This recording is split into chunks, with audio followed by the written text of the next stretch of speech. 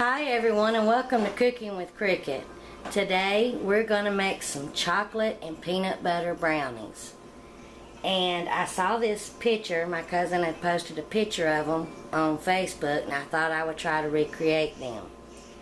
So we're going to start off with just a box brownie mix for $1.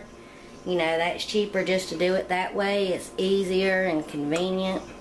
So, you know, we could make our own, but oh well, this is just easy. So just follow your package directions and mix up your brownies. And then I'm going to put them in a 9 by 13 inch pan that I've lined with foil, and I sprayed it with some non-stick spray because we're going to need to lift our brownies up out of the pan when we get done. When the brownies cook and cool a little bit, we're going to put a peanut butter layer on top and then a chocolate ganache layer on top of that, and then we're going to chop up some Reese's peanut butter cups and put that on top. So when I get my brownies mixed up, I'll be right back. And so I've mixed up my brownie batter, and now just because I have some white chocolate chips that I need to use up, I'm going to throw them in there. You don't have to. That's almost, not quite a half a cup, but almost. And then I have some semi-sweet mini morsels. I'm not going to add the whole pack because I'm going to need 8 ounces for my ganache. So let's just add a little bit of them. Be some extra chocolate, and that can't hurt. I'm just going to stir that into my brownie mix. Now I'm going to pour my batter into my prepared pan, and we're going to bake these in the oven at 350 degrees that it's already preheated for around 24 to 26 minutes. This is just going to be a thin layer of brownie, and this is what we want. And now I'll meet you back when the brownies get done. I'll take them out of the oven and just put them on a wire rack in the pan to cool, and then we'll get on with the peanut butter part that goes on next. My brownies are done, and so I've taken them out of the oven and I've got it on a wire rack, and we're going to let them cool for about 30 minutes. And we're going to leave them in the pan, and then I'll meet you at the table and we'll start the peanut butter layer. Alright, while my brownies are cooling, and here they are, they've been cooling for about 30 minutes. So in my microwave safe bowl, I'm going to put 1 cup of creamy peanut butter and 1 tablespoon of oil. And I just use vegetable oil. You can use coconut oil, whatever kind of oil that you like. So I'm going to put this in the microwave for 30 seconds to see if it's melted, and I'll let you know how long that takes. Alright, my microwave took 30 seconds. You can see it's real fluid. So now I'm going to add a ½ cup of powdered sugar, or you may know it as confectioner sugar or icing sugar. And I'm going to whisk this together until it's all blended.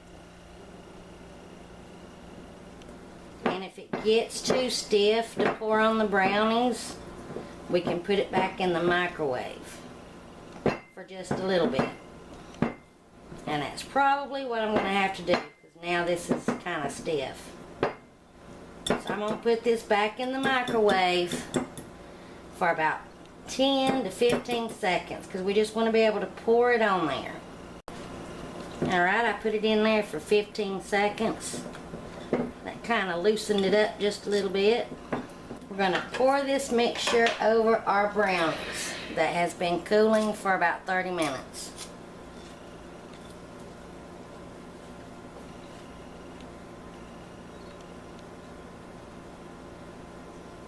I'm going to pour it all down the center and then kind of spread it out to the sides. I've got my my peanut butter layer on top.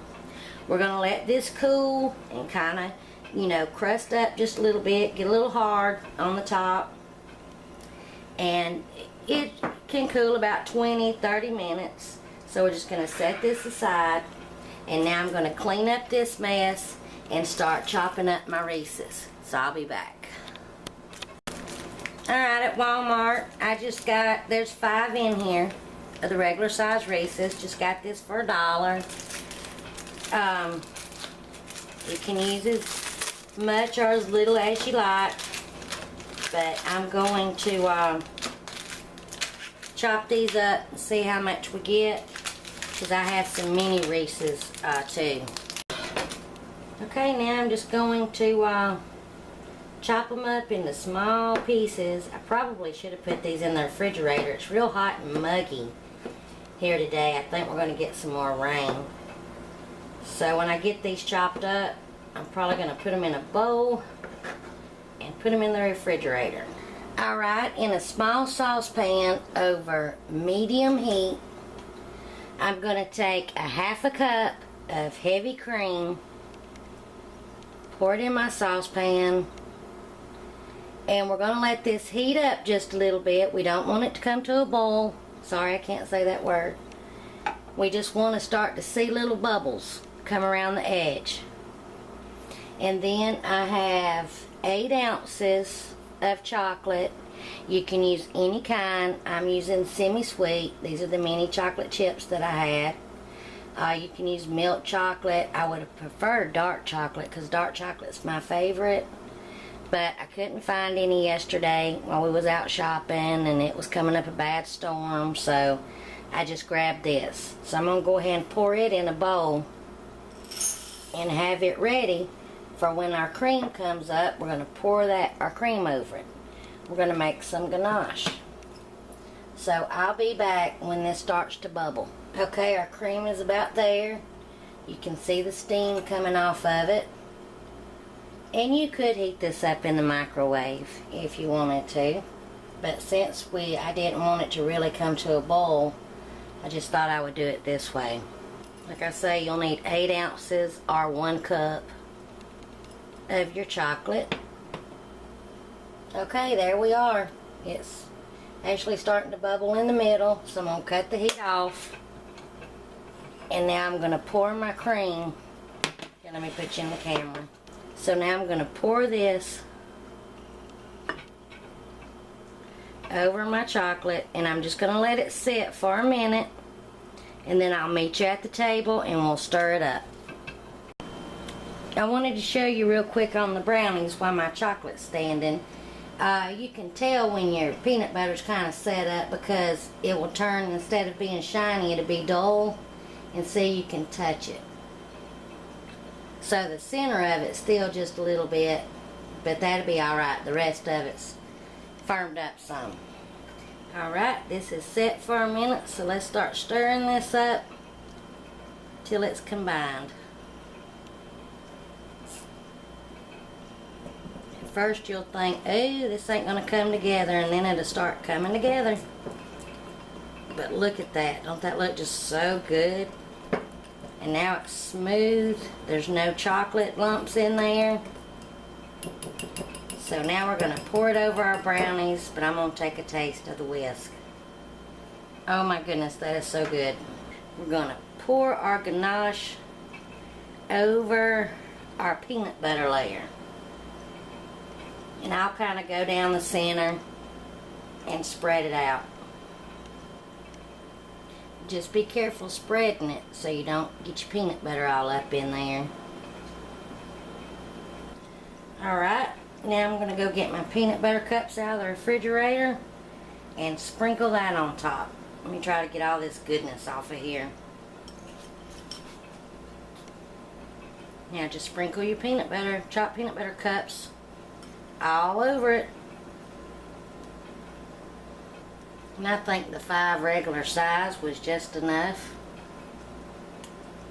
If you want more, then chop up some more. Now, we can't cut into this yet. Now, this needs to set for at least 30 minutes until this sets up a little bit. And then when it's time to take them out of the pan and cut into them, and for us to take a bite, I'll be back. But with all these steps that goes on, this gives you time to clean up all your dishes that you've done dirtied up. But this is going to be well worth it. Alright, actually this has been setting for about 45 minutes. Let's cut into these brownies. So we're just going to take the full, let me move this right.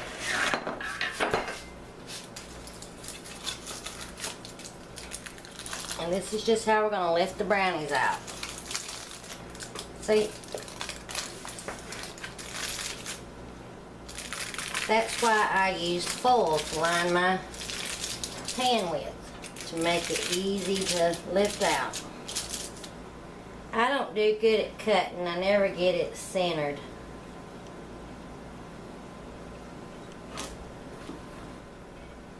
Look at it. You can see the peanut butter layer, and then the ganache layer, and then the brownie part. So now I'm going to take a bite and try it.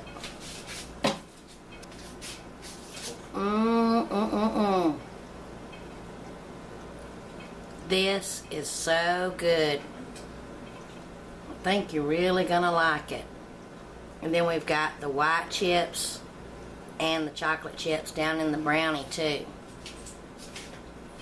So anyway, you need to store this in an airtight container, or either you can set it out in an airtight container or keep it in the refrigerator in an airtight container. It will last longer in the refrigerator, and it's so hot and muggy here now that I will probably keep mine in the refrigerator.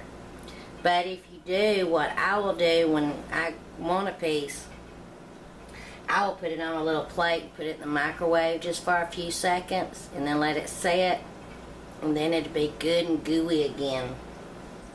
So anyway, I hope you enjoyed. And also, excuse me for talking with my mouth full, but if you like this video, please hit the like button and leave me a comment. I really do love seeing all the comments, and I love answering them.